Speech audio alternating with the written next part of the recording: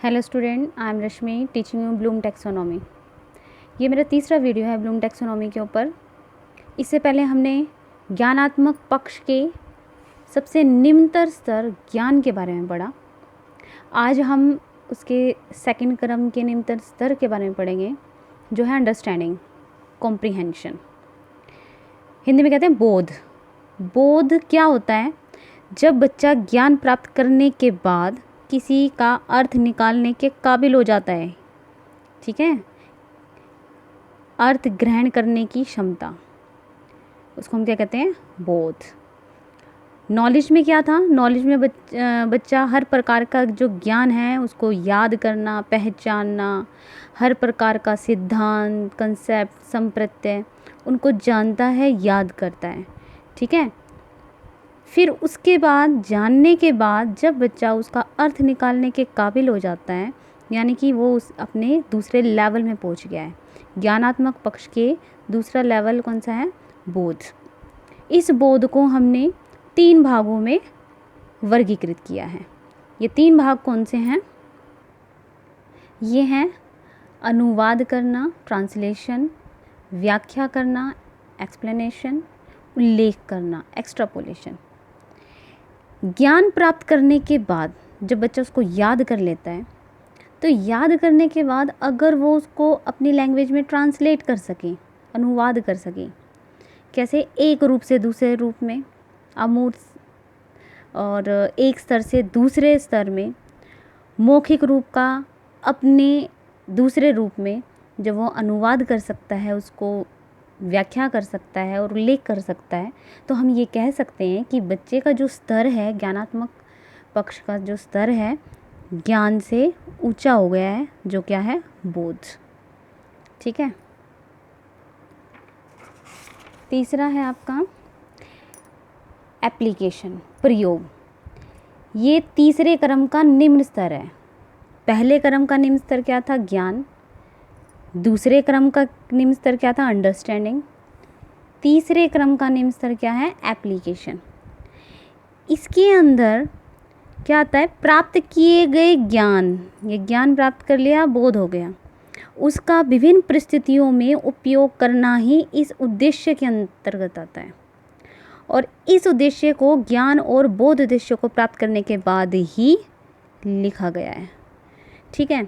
इसको भी 3 निम्न स्तर में बांटा गया है। वो कौन कौन से हैं? ये स्तर हैं सामान्यीकरण करना, जनरलाइजेशन, निदान करना, डायग्नोसिस, नवीन परिस्थितियों में प्रयोग करना, एप्लीकेशन इन न्यू सिचुएशन। देखो, जब किसी समस्या को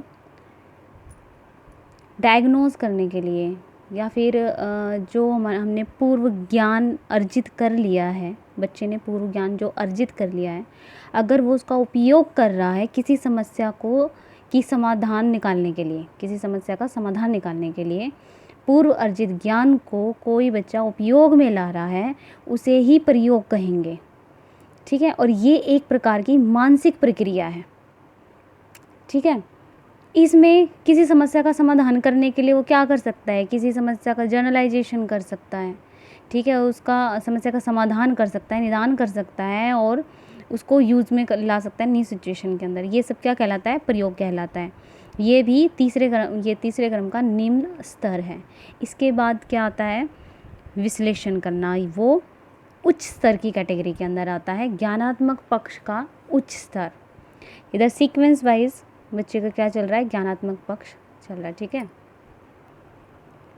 सीखी गई विषय वस्तु के विभिन्न तत्वों का विश्लेषण इस उद्देश्य के अंतर्गत आते हैं। और यह उद्देश्य पहले तीन कौन कौन से? ज्ञान, कॉम्प्रिहेंशन और application, knowledge, understanding and application. इन तीनों के सीखने के बाद ही विश्लेषण का जो उद्देश्य है वो पूरा हो सकता है। इसको भी 3 स्तरों के अंदर डिवाइड किया गया है। ये 3 स्तर कौन कौन से हैं? इस स्तर को उच्च स्तर इसलिए कहते हैं क्योंकि इसमें समस्या, अधिगम समस्या की इकाई का सूक्ष्मता से, बहुत गहराई से अध्ययन किया जाता है। इसमें इसको 3 भागों में जो बांटा गया है वो है तत्वों का विश्लेषण, संबंधों का विश्लेषण और नियमों का विश्लेषण।